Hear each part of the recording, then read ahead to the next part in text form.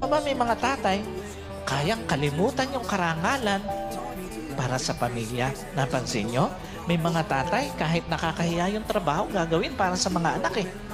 Minsan, hindi alam ng pamilya, hindi alam ng mga anak, yung trabaho pala ng kanilang mga tatay, sobrang nakaka-degrade ng pagkatao. Pero ginagawa ng maraming tatay para sa kanilang mga anak. Maraming mga anak, hindi nila alam, nakataya ang buhay ng kanilang mom, ng kanilang tatay, para lang may mauwi. Pagdating ng oras, nakakain ng kanyang mga anak. Para lang merong magastos, pagdating ng mga oras na mag-aaral na yung kanyang mga anak. May maibaon, may pangkain sa school, may paibayad sa school.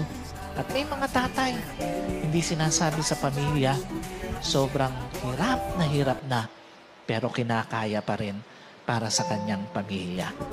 Sometimes, hindi natin nakikita na mga bilang anak, ganun pala kahirap ang pinagdaraanan ng isang ama para lang maitaguyod ang kanyang pamilya.